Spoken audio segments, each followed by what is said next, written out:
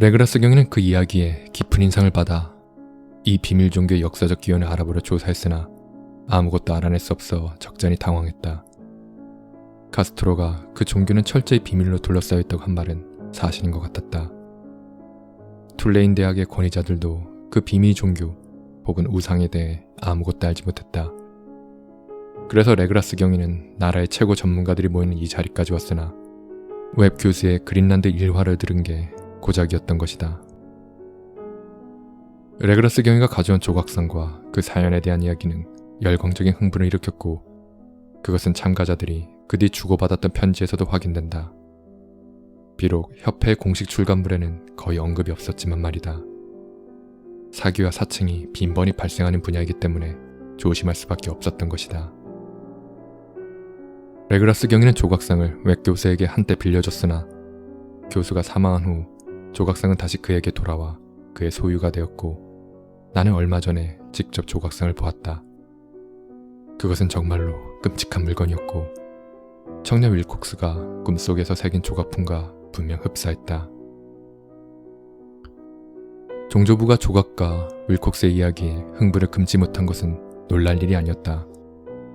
레그라스 경위에게 비밀 종교에 대해 들은 상황에서 한 예민한 청년이 꿈에서 그 늪지대에서 발견한 조각상과 그린란드에서 발견한 악마의 석판에 새겨진 상형 문자들을 정확히 보았을 뿐 아니라 악마를 숭배하는 에스키모인들과 루이지애나의 혼혈인들이 내뱉은 주문 중 적어도 3단어를 정확히 들었다고 하니 오죽했겠는가.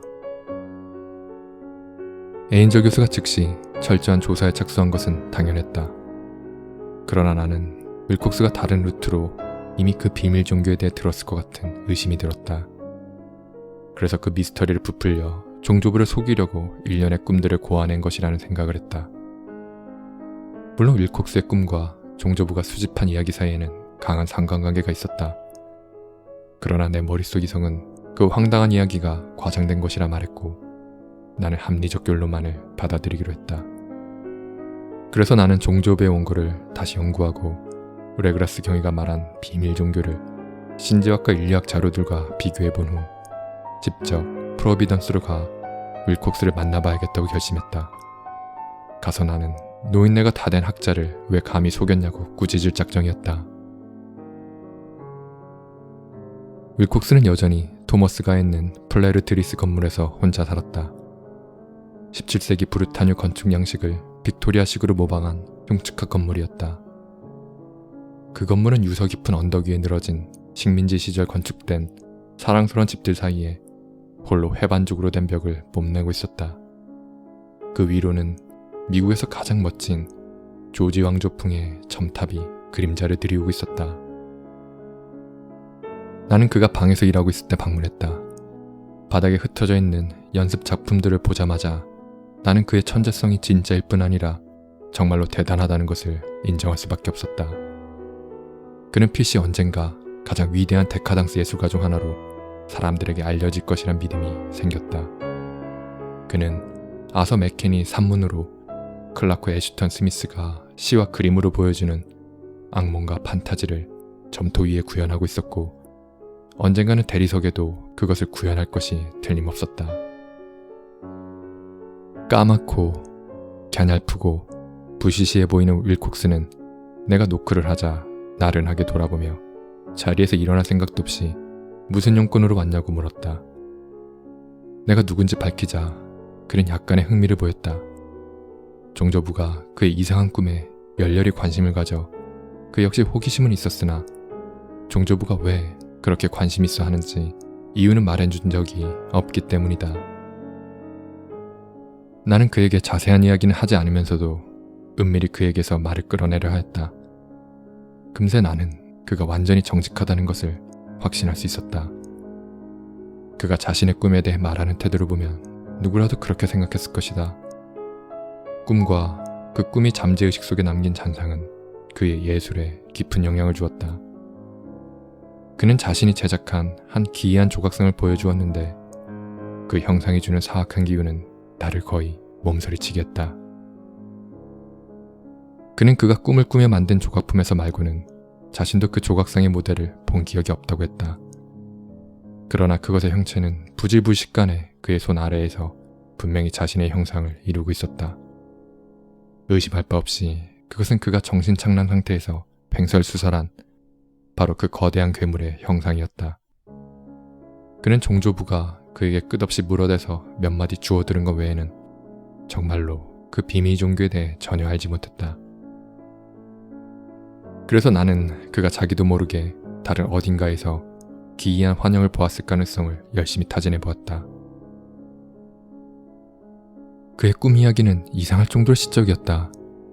끈적끈적한 녹색 물질이 흘러내리는 기하학적으로 불가능한 모습의 거대한 거석들로 이루어진 축축한 도시가 소름 끼칠 정도로 생생하게 눈앞에 펼쳐져 있는 것 같았고, 쿠툴루프탄, 쿠툴루프탄 하고 외치는 소리가 지하로부터 흘러나와 머릿속에서 직접 울리는 것 같았다. 공포가 서려 있으면서도 기대에 찬 그 목소리.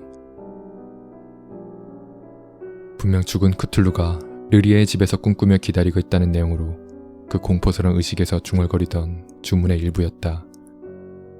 나는 합리적 사고를 끝까지 유지하려 했지만 마음이 동요되는 건 어쩔 수 없었다. 나는 당시 이렇게 확신했다. 윌콕스가 어디선가 우연히 비밀 종교에 대해 들었으나 그가 워낙 이상한 것들을 많이 읽고 또 상상하다 보니까 그에 관해 들었다는 사실조차 까먹었다고. 그런데 워낙 그것이 인상 깊은 내용이다 보니 윌콕스 잠재의식에 내재했던 내용이 꿈으로, 조각품으로, 내가 지금 손에 쥐고 있는 조각상으로 표출되었다고. 그러니 그가 내 종조부께 사기친 건 아닌 셈이었다. 이 청년은 그저 좀 예의 없고 젠치하는 내가 싫어하는 타입의 인간이었을 뿐이다. 그래도 그의 천재성과 진실성은 인정하지 않을 수 없었다. 나는 그와 분위기 좋게 헤어지며 당신의 재능이라면 꼭 성공할 거라고 격려했다. 쿠툴루를 숭배하는 종교는 내 마음을 계속 사로잡았다. 나는 이 종교의 기원과 다른 종교들과 연관관계를 파헤쳐 개인적인 명성을 얻어보겠다는 야심을 품었다. 나는 뉴올리언스를 방문해 레그라스 경위와 동료들과 이야기를 나누고 그 충격적인 조각상도 직접 봤으며 아직도 생존해 있는 혼혈인 죄수들과도 만나 인터뷰했다. 안타깝게도 노인 카스트로는 몇 년 전에 세상을 떠났다고 했다. 인터뷰한 내용은 종조부가 남긴 글에서 봤던 내용을 다시 확인하는 정도에 불과했지만 당사자들로부터 생생하게 직접 듣다 보니 다시금 흥분되었다. 진짜 존재하고 아주 은밀하며 매우 오래된 종교를 추적하고 있다는 실감이 들었기 때문이다. 이 발견이 나를 저명한 인류학자로 명성을 날릴 수 있게 해줄지도 몰랐다. 나는 여전히 절대적으로 유물론을 고수하며 지금도 그럴 수 있었으면. 종조부가 스크랩한 신문 기사들과 당신께서 직접 설문조사한 꿈의 기록들이 괴이할 정도로 일치한다는 명백한 사실은 거의 무시하고 있었다. 지금이야 사실임을 알고 공포에 떨고 있지만 그 당시에는 막 의심이 들기 시작했던 일이 있다. 종조부의 죽음이 자연사와는 거리가 멀다는 것이다. 종조부는 외국인 혼혈들이 바글바글한 해안가에서 좁은 언덕길 쪽을 오르다가 한 흑인 선원이 무심코 밀치는 바람에 죽었다고 알려져 있다. 나는 뉴올리언스를 방문했을 때 만났던 쿠툴루 숭배자들을 기억한다. 그들 일부는 혼혈이면서 뱃사람이었다. 그들의 베일에 쌓인 신앙과 종교의식이 얼마나 오래된 것이고 잔혹한 것인가를 생각하면 그들이 독침이나 은밀한 암살 기법을 가지고 있다 해도 놀라운 일은 아니다. 레그라스 경위와 그의 동료들은 분명 여전히 무사하다. 하지만 그들과 관련된 무언가를 본 한 노르웨이 선원은 죽은 채 발견되었다. 조각가 윌콕스를 만난 후 삼촌이 너무 깊게 파고들어 그것이 사악한 자들의 귀에 들어갔던 것일까? 필시 종조부는 너무 많은 것을 알았거나 혹은 너무 많은 것을 알 염려가 있어 살해당한 것 같다.